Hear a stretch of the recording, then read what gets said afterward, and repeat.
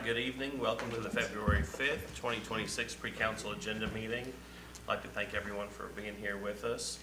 Just as a reminder, if you'd like to address the City Council pertaining to a particular item, please sign your name under the appropriate item here at the podium on the sheet and print your name and address and who you represent. This evening, I've asked Chris Howell to lead us in our invocation, Roger Cargill to lead us in the pledge. Please stand. Pray with me. Lord, we thank you for this day and for all that you've blessed us with. Thank you for letting us come together for the betterment of Searcy, and pray that we use good judgment and do what's best for the city. And we just thank you for this great city that we are allowed to live in. We love you, Lord. In Jesus' name we pray. Amen. Please face the flag.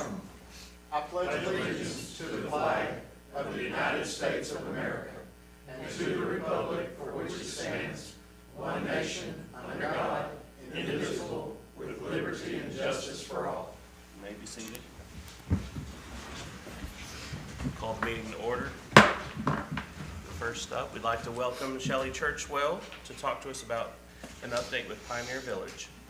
Okay, so yes, I'm here to represent the White County Historical Society, which owns the buildings at Pioneer Village. Pioneer Village sits on city property and has since 2002. So the mission statement for the Historical Society is know the past, enjoy the present, and plan the future. So I'm here about planning the future so we'll have a future. We have had an offer of a very generous donation of 30 acres of land, extremely close to where the new community center will be. And she is willing to donate this land to the city of Searcy with a restrictive deed saying that it can only be used for history forever, and or however long forever is in legal documents. So that would include moving Pioneer Village to this area. There's one stipulation she has on this, and that is if she gives 30 acres of property to the city, it's in the city limits, then the city will pay for moving Pioneer Village to that location. And that would include moving the buildings, setting them back up, which includes the ramps, electricity, water, bathrooms, all the jazz. We have called around to get pricing, what it would cost to move the village. We believe, a lot of the buildings can be moved in one piece by a house mover, not too big of a deal. But then there's buildings like our oldest building, the Gordon Cabin, built in two pieces and then put together 1860s, 1870s. That might have to be taken apart and put back together like a Lincoln Logs. That can be done. It's just the time and the cost that is involved with that.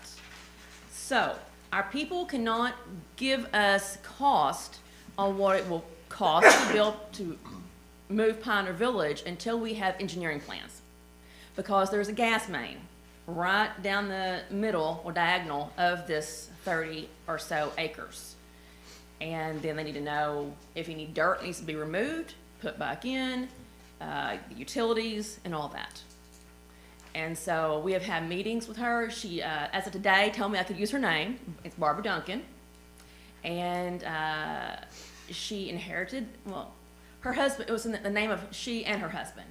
And then when he passed away, Roger Duncan, it became hers. And she wants something in his memory and her future memory. She's in her mid-80s, and she is ready to get this done. She is ready to give the 30 acres, but she needs to know that village will be able to move there. And so that's why I'm here. Yes, Mr. Cargill.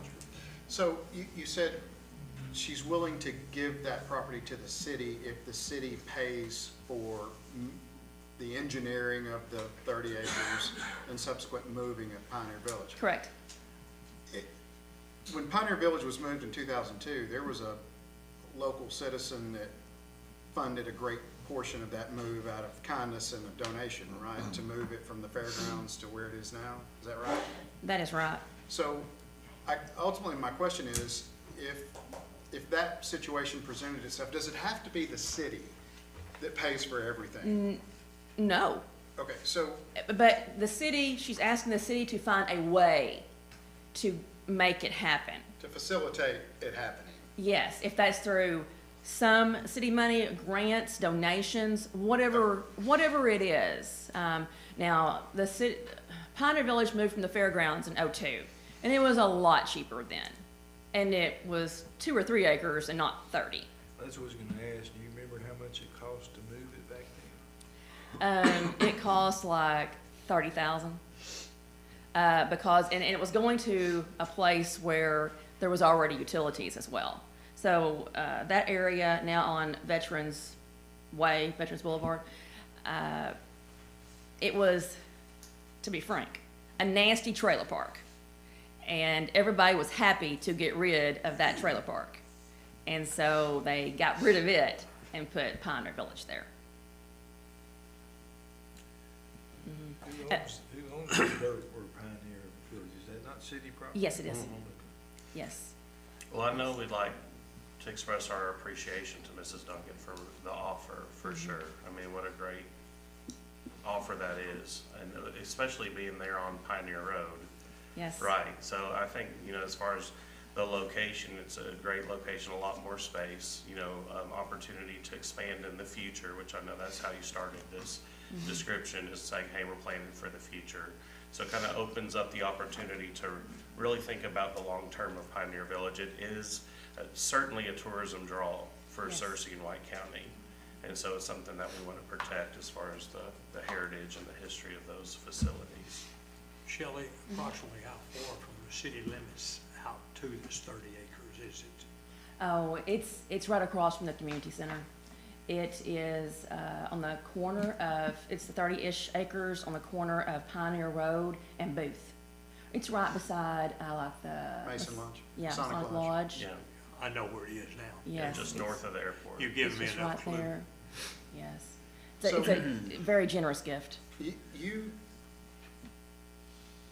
I mean, I'm just taking a stab at this. I'm guessing step one is engineering of the property, right? Yes, yes. So that, is that an ask that you're asking that that be done? That's correct. Okay. We have some local people who are interested in bidding on it. They already do work for the city.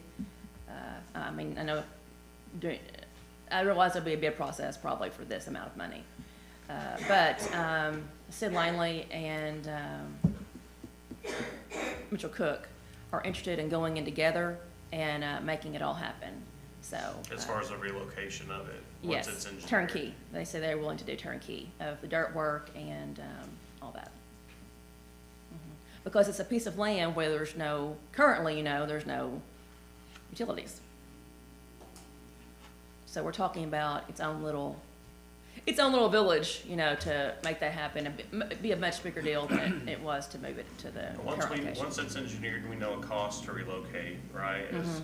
Mr. Cargill just mentioned, we could then pursue multiple sources of funding Yes. for that relocation. Exactly, yeah. And we need to move all the village, someone said to me, well, why don't we just leave the difficult pieces there and bulldoze them down? Like, no, we're moving all the village. Yeah. Yes, yeah. Those old people are coming back to haunt me. So, yeah, everything's being moved. Windmill, everything. Salt kettle, it's all coming. So I guess first step would be to get an estimate on engineering services, right? To see how much it would cost. And then present that. No, Richard's shaking his head. Richard, fill us in. Professional services, so you gotta do either an RFQ or select a firm from your pre-approved list. Okay, and we do have several engineering firms on the pre-approved list. Okay. So, The engineers you select from your pre-approved list, you can get a contract proposal from. Okay. But otherwise, we have to do RFQ, but yes. Okay, so that expedites the process. We could choose a recommended engineering firm from the pre-approved list, get a contract of services, which would have an estimate, present that to the council for acceptance or not, right, and then go from there. Richard, do you remember who's on that list? Yes, sir.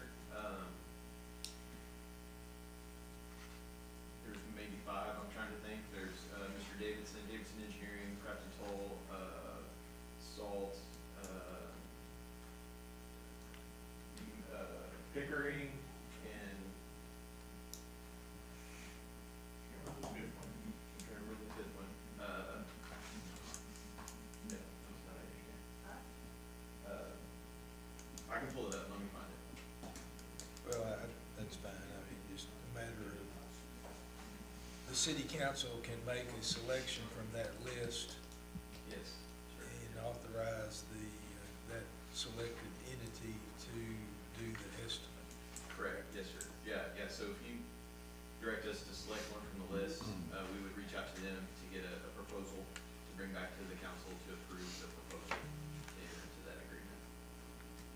If you want to make a selection from that list.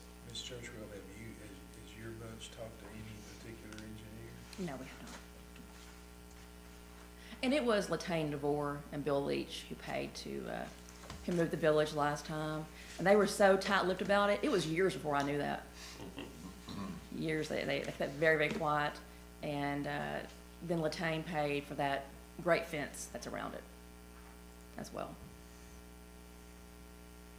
All right, so let's move forward on getting, the engineering. Okay, so if, I guess the question would be, go ahead. So it's Davidson Engineering, Salt Engineers, Planners, Crafton Toll, Ecological Design Group, EDG, and then Pickering firm. Those are our engineers on the three-group list. Okay, so by Tuesday, then could we present to the council a recommended firm from that list to then seek an estimate for services? Does that sound good? Yes. Okay, thank you, Shelley. Thank you. Appreciate you. Item number 2 is review and approval of additions and deletions to the City of Searcy fixed asset schedule for the calendar year 2025. Jason? We compiled the list for the year with the additions that are all in black and then the deletions in red for your review, and so we can acknowledge that that's been looked at for the year. We need to do Black is what? the additions, Red is deletion. deletions, yes.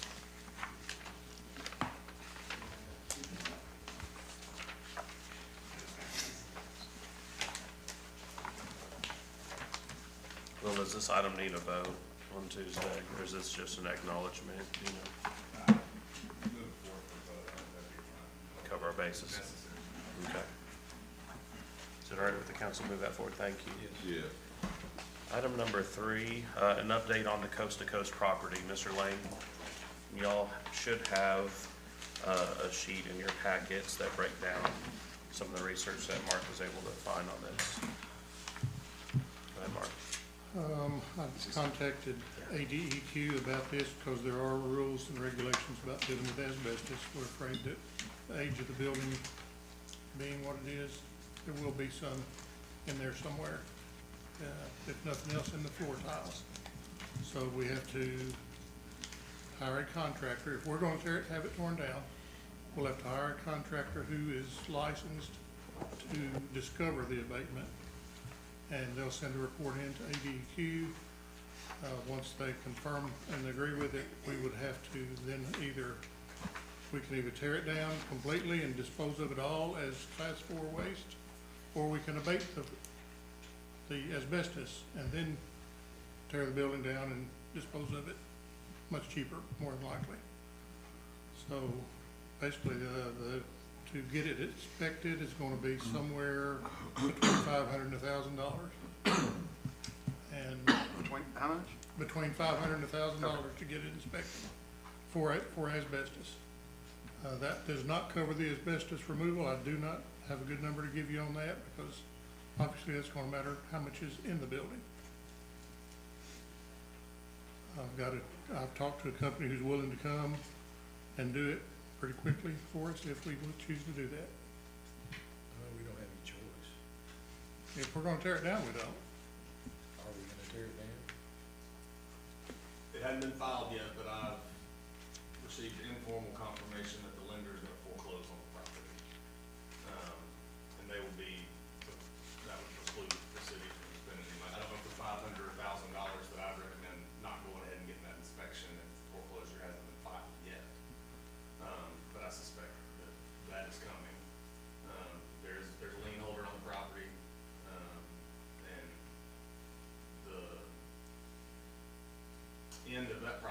the same end of the process that we would run anyway, with the ultimate purchaser being responsible for the remediation and being on notice that you've condemned it and that they must either knock it down or remediate the nuisance. So, I don't think that's enough money to not go get the test, so then you can get a number on the demolition, but I just wanted to report back that I think that process is underway, albeit not formal. Okay, so just wanted direction to go ahead and have this test done, so we can go from there. All right, thank you, Mark, appreciate it. Item number 4 is the update on the MyCersei projects. Richard?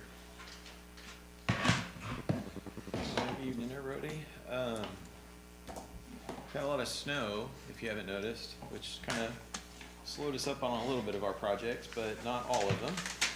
So South Main projects, still actually moving in, not a lot of delays on it. Our footings are still continuing to be poured.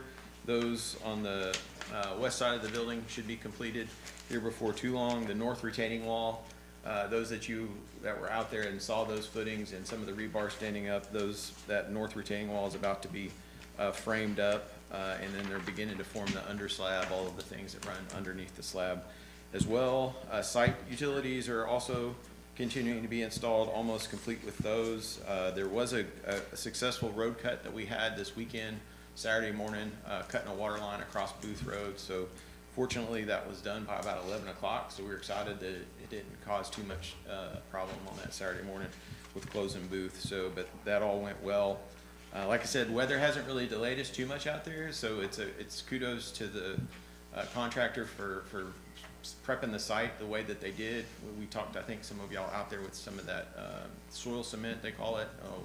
Once they cleared the snow and some of the ice, they were able to get out there on it and continue the work. So it really hasn't slowed them much at all. So we should be starting on the soccer complex probably within the next week or two. And then really in March is when things, a lot of things you're gonna start seeing going. Steel's gonna be delivered to start beginning to go vertical. And then the subcontractor for the baseball fields are gonna mobilize in March to begin the actual construction of the baseball complex. So a lot of good stuff happening out there. So the underpasses, Little Red Greenway stuff, the designs have been submitted to RDOT for permitting. So we're just waiting to hear back from them to get us any comments or green lights that we can go ahead and put those plans out for bid. Berry Hill Park, Adam Hart's team is nearly complete with the work that they're doing. They have just a few wrap-up things that they have to wait until after the playground folks are finished, but they are pretty much complete with what they're doing. RJR playground folks have remobilized. I was out there today, and there's playgrounds being erected, so that's exciting to see. The actual playgrounds are now going up. So been slowed down some on the weather on that one. We're probably that put us about probably 2 weeks behind. We're probably, instead of looking at mid-February opening on it, probably more likely a beginning of March, first part of March to open at Berry Hill. So weather permitting, we don't get anything else. So hopefully we continue with some good weather to get that one done. Before I get to Riverside, Carmichael, the dog park and Yancey, same thing. We've really been hindered by the weather on those. These are really site construction dependent things. So when there's a lot of snow on the ground, there's not a lot the contractors can do, especially when you're dealing with concrete stuff. So that one's been kind of bogged down for a bit. And then the last thing is Riverside Park. I was going to update you on last week or last month.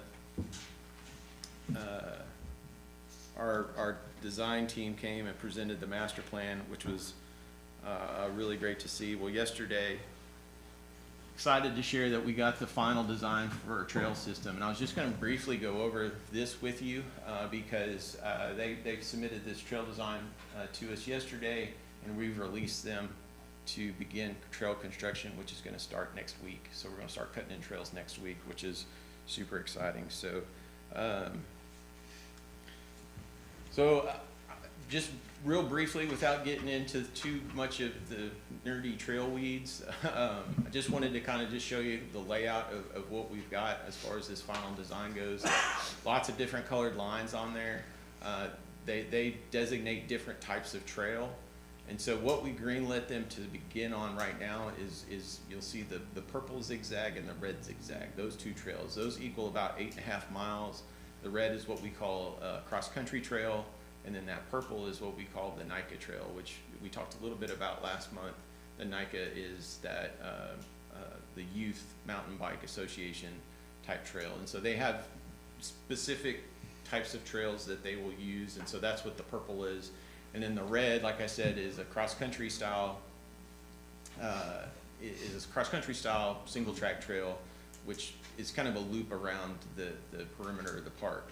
The other lines you'll see, like the light blue there, the green, the dark blues, and then you'll see a black one that goes kind of there towards the top. Those are what we call downhill trails.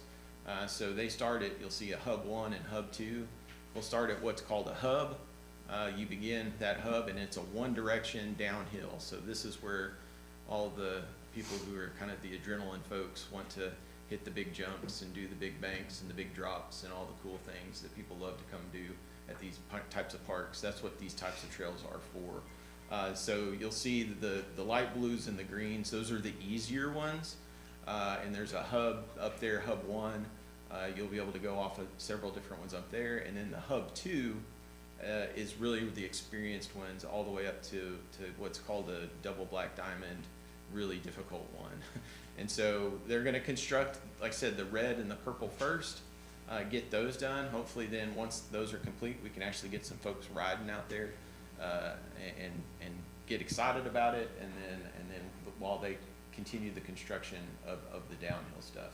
Each one of those little things you see throughout there, the BWs and the B1s and the BW1s, and then the flyovers. So B1s are bridges, BWs mean they're little boardwalk crossings, and then a flyover is where two trails intersect and how they operate, or how they kind of intersect. So one trail is going to go under one and something's going to go other, and that would be a constructed element. Some of these you may have seen before from the presentation last week, but a couple new ones to point out is the one there kind of on the bottom right. I don't think I have a cursor on this. No. That one right there is a pretty interesting one, where the deeper side is more of a tunnel. So you'll go through a tunnel and then out of the tunnel and over.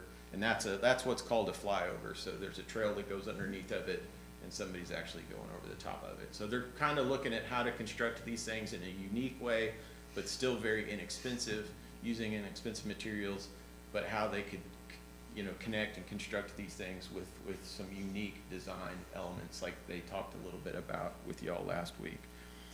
And then a couple of the bigger elements over on the bluff side. These are the folks that are a little on the crazy side, but are on the little higher skill side. The one on the top left there is what's called a drop. You can see that's the side view of it there on the far left, and that's basically just, it is what it says. It's a drop. There's nothing below it except some dirt, and so you just go off of it. You hit a dirt ramp and go on, and those are your double black diamond type deals. And then they've got one of these, what's called a roll off off these rocks, and that's that little boardwalk that would be built into the rocks to go onto the trail system that way. Richard, could you go back to the very first slide? Yeah. I'm a little concerned. We don't have the use agreement with the Searcy board approved yet, because they didn't meet last month. Right. All that stuff is BW1. Uh-huh. That's on their property. Okay. So, I would say they'll meet for another couple of weeks to approve the use agreement. Okay. Well, I'll meet with them next week, and I don't know exactly where they're starting. I mean, there's already trail out there on that property. The existing trail that's out there all runs through where BW1 and all that is. A lot of that is just reusing the existing trail, but I will talk to them and see what their plan of attack is. Most of the purple, the NICA trail, none of that falls on Searcy Waters, and there's a lot to be constructed. That's about 8. The red and the purple in itself is 8.5 miles worth of the trail. So I'll contact the board. And, they were agreeable, but I mean, we don't have the use agreement Right. in place. Okay. Yeah, I'll get with the contractor on that and just make sure that see where they were planning on starting, and if we could start over, maybe in the NICA section, we'll do that. And the last slide was, this is what's a hub, this is what the hubs are called, this is the design of what the big hub is. Basically, it's a constructed area that's above ground. You start so at an elevated position to get the momentum to start going down these downhill things. And these are very uniquely designed, really to kind of set us apart from any other place. And so our trail contractor's super excited about this, and he's like, you know, if building these, this is gonna be a destination for all over. This is super unique and very cool for anywhere in the state. So, but basically you meet up in these hubs, and several different of the trail lines will go down from that point. So anyways, just wanted to share that with you. It's pretty exciting, fun stuff, and construction's here about to begin. But yeah, I will meet with them about starting on our property. One last question before you go on, not about this, because I didn't want to contradict Ms. Church, well, but the water was on the south side, is on the south side of Booth Road, is it not? Because we came across Booth to bring it to our property. It is now, yeah, because we crossed Booth Yeah. But what I'm saying is, there is water to on that north side. To south side. I meant south side, yes, there is, yes. South side was water because we had to come across Booth to get it to our side. I just want everyone to know, we do have water to that side. Now, it's not at the middle of the 30 acres, but it's there. Yeah. I don't know where sewer lies, but, Sewer's gonna be down in that, where they laid it in our creek bed, probably. I have to go to the creek up there to the north. yeah, to the north and come back that direction. But yes, there is water on that side, yes, sir. That is all I had on, updates. Any questions? All right. Good stuff. Thank you, Richard. All right, item number 5 is listed as a discussion, but this is the continued discussion for the Hardy Medler, who's here this evening. Thank you so much for being here again. The annexation request. I believe we have all the paperwork that we need. Is that right, Will? Yeah, and it's just Mr. Medler's, which is just the furthest to the north there, so, doesn't create a island, there's no confusion there. Spoke with the other property owner, he's working on getting everybody else out there together, but his runway's gonna be a little longer. And I spoke with Mr. Medler, everything's good, he understands that if you guys take it up and you vote on approving it, he's got some further obligations to, you know, with the county and stuff like that, but it appears it's in order and meets with the spirit of statute for de-annexation. Okay, so this, the approval here would be the first step of the process and then continue. And Okay. the only step for us to take, the rest is Mr. Medler. Okay. All right, so if this moves forward, we already have an ordinance that's prepared, so it would just follow to the ordinance on Tuesday. Is there any other, move it forward? Okay, thank you. Mr. Medler, thank you again for being here this evening. We appreciate you. Bet. Item number 6 is a resolution, the grass cutting lanes. Thank you. Item number 7 is a resolution. This is our annual agreements. We have multiple organizations listed under this resolution: the Humane Society of Searcy, Main Street Searcy, the MLRA, Searcy Arts Council, the Searcy Regional Chamber of Commerce, White County Aging Program, White County Historical Society, and then the 2 new ones, El Puente and the Child Safety Center, all of which are already in the approved budget. We just now have the agreements, the annual agreements. So all of these people are receiving funds, is that why they're on the list? Yeah, these are all the same annual agreements. Only 2 new ones are just the Child Safety Center and El Puente, but yes. Yes, they're all receiving funds within the budget that's approved. We get to move that forward. Okay, thank you. 2 more. We have the resolution for the agreement with Pew Communications. Again, it's already budgeted, but this is for the actual agreement itself. Thank you. And then the next one, number 9, is the agreement with Forward Searcy. I don't believe there's any changes to the previous agreement, it's just a new date. Yeah, that is, there's a whole new agreement here. But move it forward, and we'll talk about it Tuesday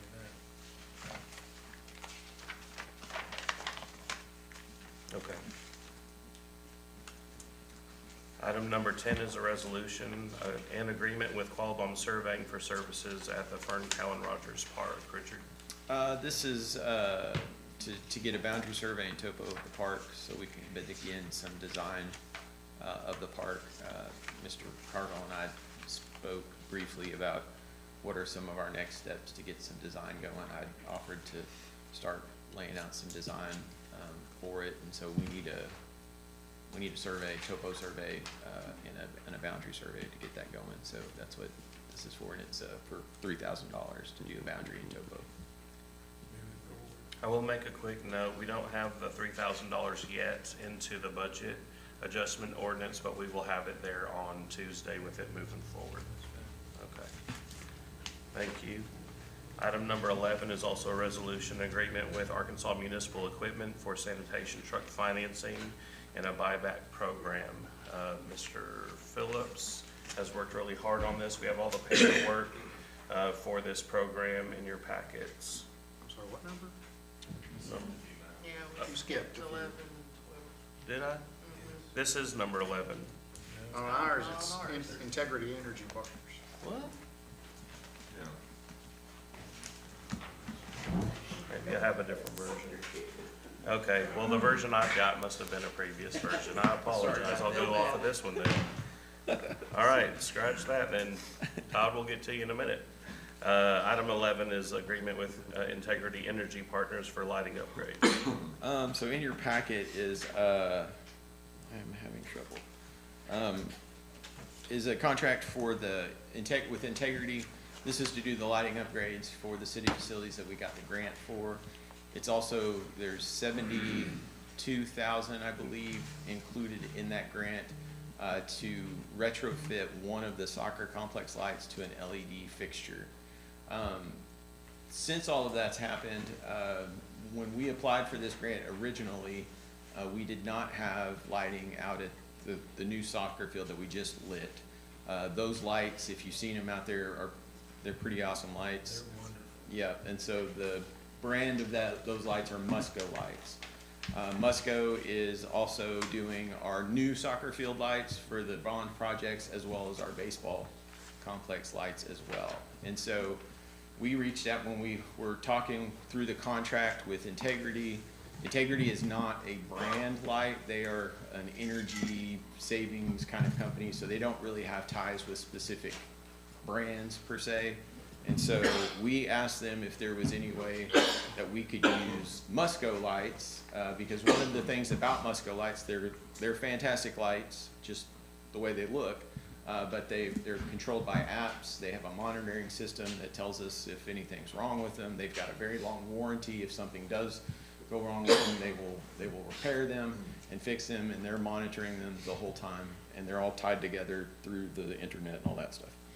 And so we asked them if that was possible, and they said, yeah, that is possible, but it's going to probably cost you a lot more than what that $70,000 was. And so we just thought we would ask how much more we're talking about in order to do those, if the council so wanted to maybe pay a little bit more to have matching lights. And so we reached out to Musco, and if you got questions on Musco lights and that, Damon's well more versed about this than I am. So anyways, we reached out to the Musco folks, and for one of the soccer fields, it was $141,500. So if we wanted to swap it from just the light fixtures that they were gonna swap out on the grant, which was like 72, if we wanted to switch that to a whole Musco system, Musco doesn't want to put their lights on existing poles, so this would be a whole new pole, whole new light fixture, and it's $141,000 to do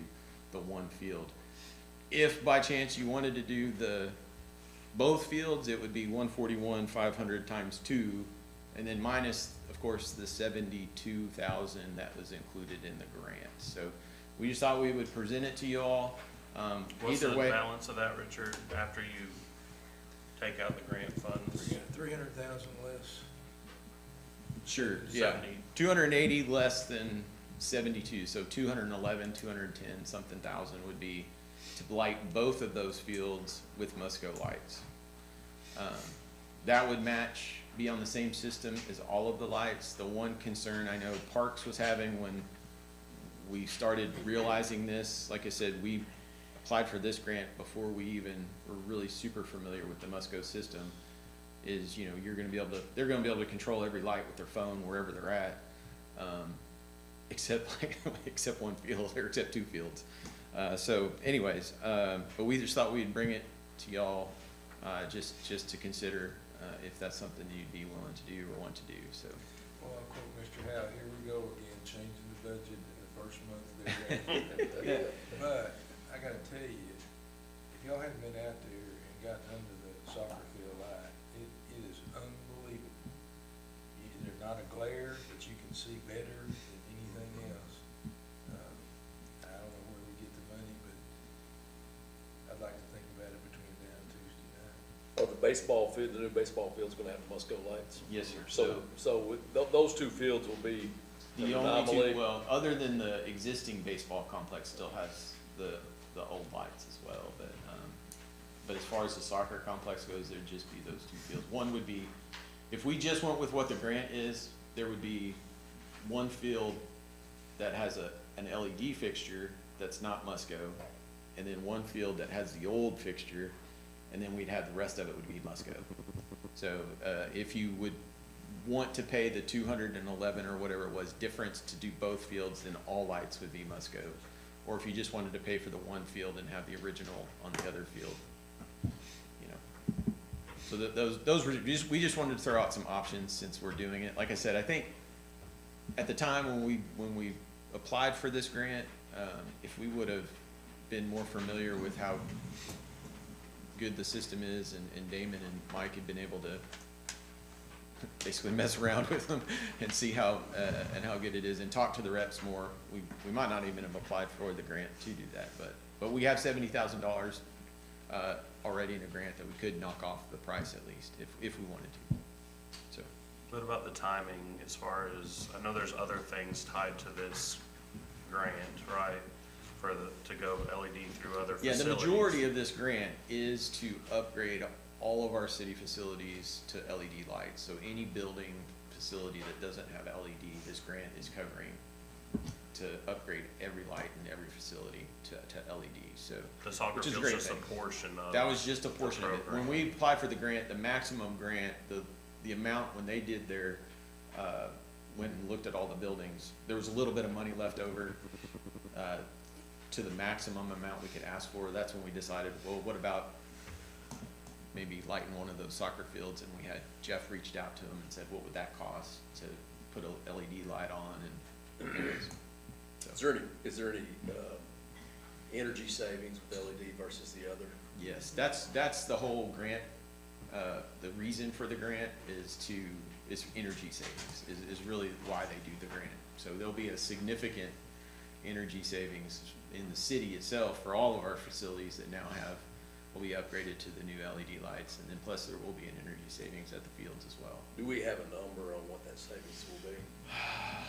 No, we are working with Clear Solution. Clear Solutions, which is part of like an Entergy program that started monitoring some of this stuff for us and looking at it. We probably could pull those numbers to see what they are, but that's kind of how we found out about this grant, was through that partnership with Clear Results, and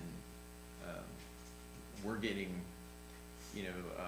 one of the things that they do is if you upgrade like an HVAC system that's to energy savings, we'll get rebates back for going to that more energy efficient system. So there's rebates that Clear Results will give us by using upgrading to LED lights as well, and then as well as just overall energy savings. So. Energy's been promoting this for years. About 4 or 5 years ago, we did it at our office. And I've changed one light bulb in 5 years. I mean, I can't tell you the exact numbers. Jeff might be able to tell you, but like I know the the old lights that are on the baseball complex right now, the amount of energy that it uses, insane. And versus these new lights though it's gonna be a significant savings going to LED. I would suggest we move it to Tuesday night, and you gentlemen figure out where we might come up with that extra money. And you make a decision Tuesday night. Will do. Okay, thank you. Thanks, Richard. I realized why I had it out of order. That number 13, I had as a resolution from a previous version, which is now an ordinance, so I apologize for that confusion. Item number 12 is a resolution disposal of police department assets. And that list is in your packet. Okay, thank you. Now, item number 13 is an ordinance agreement with Arkansas Municipal Equipment for sanitation truck financing and a buyback program. Todd? Good afternoon. I hope you looked at the package and the company that I feel like's the best choice for the city is the Arkansas Municipal Equipment Company. And I think Jason they brought in their financial package, and I have been looking at this a long time. This is one of the first thoughts I had when I came to work here, and I've really bared down on it in the last few months and talked to a lot of people. And this company, they come out and they do most of their service and most of their work at our facility, so we don't have to worry about trying to get down there to their shop. They have an outstanding reputation. I've got several cities that they do work for, Batesville's being the closest, and they're well satisfied with them at Batesville. These are good trucks. The compactor system on the back, that company has been in business over 50 years. And of course, the chassis, they'll be new chassis. And in 2 years, it'll be a 2-year commitment for us, and we can just go in a different direction in 2 years. But I honestly feel that going forward, this is the best decision we can make about equipment and budget what we're gonna spend on equipment, and knowing what we're going, and not being blindsided by these $300,000 and $400,000 trucks every couple of years. So Todd, just as a summary, as a reminder, so this is for 6 new sanitation vehicles. 6, yes, Okay, sir. they will be purchased, they're not leased, they'll be purchased, but it's a guaranteed buyback program, right? Yes, sir. And so there would be a 2-year loan, right, for the purchase, which gives us our monthly payments. For the budget, yes, sir. Right, and then we get our guaranteed buyback, so after that 2-year period, then we would get new vehicles again. Exactly. Right, that's the plan. Yes, that would be our choice. We could do something with that balloon note and keep those, but it's set up for us to trade out every 2 years, keep trucks 100% warranty, and in budget where we don't get hit every few years by having to buy a couple of trucks. What kind of warranty on these trucks? They Is are it just the 2 powertrain, years. or is it? No, it's got, exactly, the cylinders, the body, the hydraulics, and of course the engine. And this includes a maintenance program. And the price per month, I have the maintenance program budget in another line on my budget. It was $5,000 per truck that I paid extra to get that, and all of them had that option. It's $5,000 service policy, and that includes all the oil changes, and they come up to our shop and do it, and that's all the oils and filters, and that's the analysis on the oil. So when we get in the middle of this thing, and I use this, well, you've been putting the wrong oil in that. No, you have. That's part of this contract. Your contracted services. Are they based in Little Rock? Pulling just outside of Hot Springs. You've been in business a long time? This company has been in business over 12 years, and they have grown. They started out with 3 or 4 guys, and they have grown like crazy. They have four full-time service technicians on the road every day. So when we get ready to trade or sell them back, they're gonna be there, is what you're saying? Yes, sir. Okay. Yes, sir. And this Both trucks are diesel financing- powered. This diesel-powered engines. Yes, this is diesel, all these would be diesels. And they are kind of the newest, well, it's even got an automatic greaser on it. Our guys are just basically gonna load that up, and they're automatically greased. We'll be putting DEF and greasing the greaser and of course fuel in it, and they'll be and, you know, we'll have to change windshield wipers and brakes and tires. But other than that, it'll be covered by a certified technician coming up to work on it. And this bank leasing financing package, what are we talking I'll get Jason. Yeah, First Security, works with them and put together the lease package to match the best rate. He had been quoted by a competitor at 447 on interest, and they've matched the same amortization and set the payments the same and matched everything. about? So this is Arkansas Municipal Equipment's financing it. Well, it's kind of like us going to a car dealership and leasing a car. It would be financed through a leasing company or a finance company. First Security is going to be that finance company for this agreement with Arkansas Municipal Equipment. Okay. So move it forward. And also to note, Todd, that the total annual cost falls under budget. Under requested budget, the interest rates moved a little bit and really helped us on that. Good work. Thank you. Thank y'all. All right, item number 14 is an ordinance, a conflict of interest of city employee Damon Johnson, and that sheet is in your packet. Is Mike here? Looking for it. Okay, Damon, you just want to explain what that is then, so everybody's aware. Yeah, just, not too familiar with this process, but I'm just a vested partner in a business that's there in 1907 West BB Caps.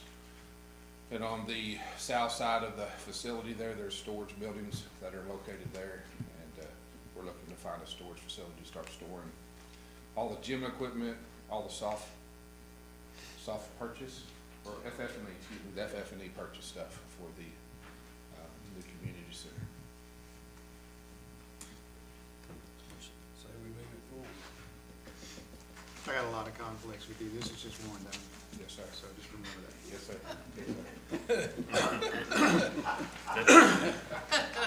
This is just a standard procedure form that we have with multiple other individuals. Thank you, Damon. Yeah. Item number 15 is also an ordinance, a rezone of 601 and 603 North Hussey from R2 to PUD. This just went through planning commission unanimously. Yes, Go this ahead, was the Ricky. same property from last month that the applicants asked to pull. There was some concern from the citizens, if you remember, about going directly to R1, which would allow apartments. Their intent was to build duplexes, but by nature of the zone, it could be an apartment complex. And so what was suggested was to go the PUD route, which if you look on the last page of the ordinance is the site plan. And so with this rezone to PUD, the site plan has to be attached to the zone forever until it goes back to the planning commission to become something else. And so what that does is it gives the assurances to the concerned citizens who didn't have a problem with duplexes that it'll always be duplexes unless it has to go back to the planning commission to get a change, so. And it was passed, yes, unanimously. I'd like to say again how much I appreciate the contractors doing that, and Agreed. And there were positive comments from neighbors. Neighbors at were the planning excited at the commission. planning commission who came Yeah. and spoke very positively about it too, so. This is a good thing for the public hearing, I think, that came out. There have been several properties purchased over the years, and, houses torn down and duplexes put up in that area, and that they've all been very good, properties. So I think the people there appreciate Yeah, absolutely. this ordinance. Yes, sir. Okay, thank you, Richard, appreciate it. Item number, Mayor, yes, sir. just a side note, y'all all remember at the last council meeting, the lady who was here fell out in the parking lot. I visited with her at the planning commission meeting yesterday, and she's doing all right. She said she wasn't hurt bad at all, but she did appreciate the police department and others that went out. Tanya, you went out to help her. She made comment of that, but anyway, she's doing fine, she said. Well, thank you for that report. I'm glad that she's doing well. Item number 16 is an ordinance. This is the splitting of the clerk treasurer position. I believe this ordinance has been brought before the council prior, so this is a continuation of that topic. Okay, thank you. Item number 17 is also an ordinance. It's the year-end budget adjustment for the calendar year 2025.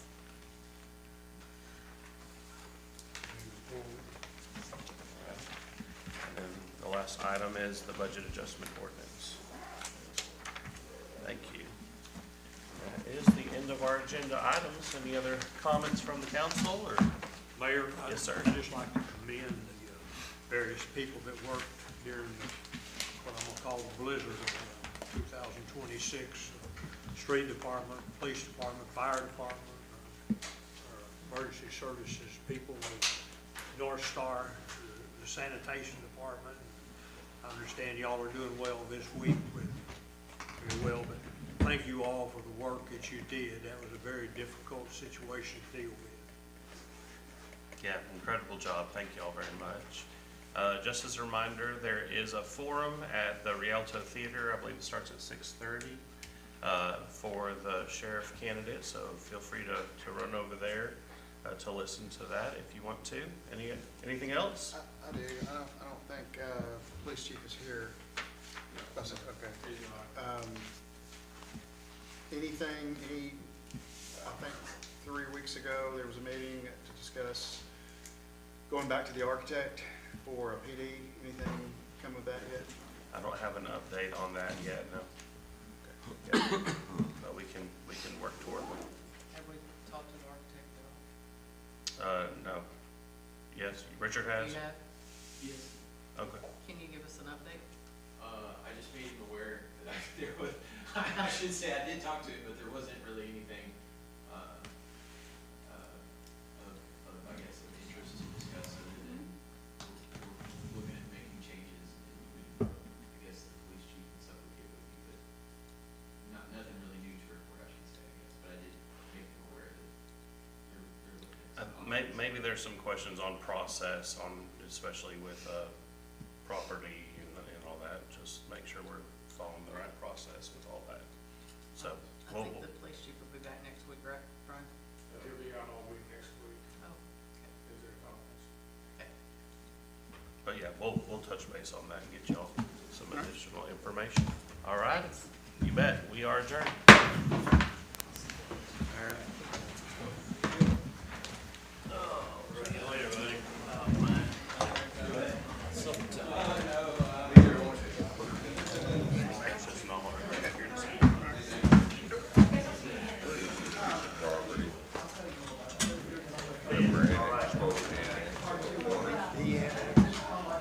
No, it says annexation. I know.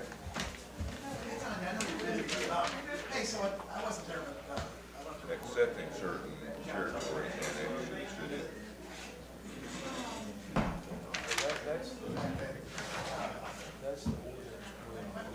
Okay, that's when we accept, all right, I got you. That's it right there, yeah. Yeah. Okay. Okay. Yeah, I knew that, that's just when I saw that annexation. I didn't read on there that you